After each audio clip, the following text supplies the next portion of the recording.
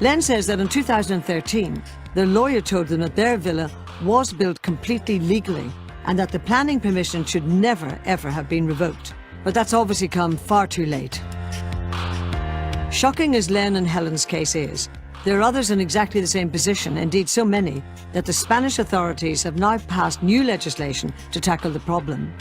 From October 2015, people like Helen and Len, whose homes are to be forcibly demolished because planning permission was not in place or was revoked, but who bought their properties in good faith, should be entitled to compensation.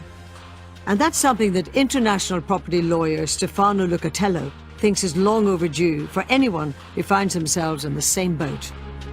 The new legislation says that if you build your property with the correct planning permissions and licences, and subsequently that planning permission or those licences are revoked, then you are entitled, as long as you've done that in good faith, to be paid moral damages.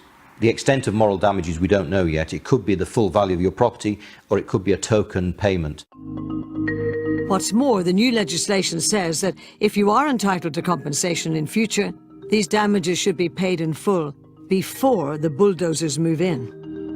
It's as yet unclear whether the law will apply retrospectively and therefore help Len and Helen. But although Stefano thinks that in their case, the couple did everything right when building their home, he says that not all Brits buying homes abroad have been as diligent.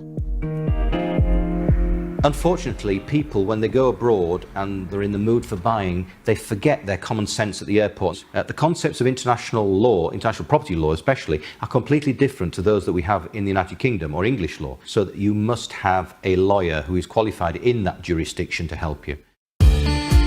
Meanwhile, Len and Helen are still living in their converted garage, hoping that the wait to get back some of what they've lost, which they estimate, by the way, to be almost €700,000, won't take as long as their battle through the courts.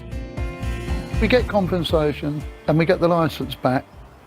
Do we really want a house built here, or do we want to move somewhere else in Spain? I don't think we would move from Spain. I mean, you know, it's our home now anyway.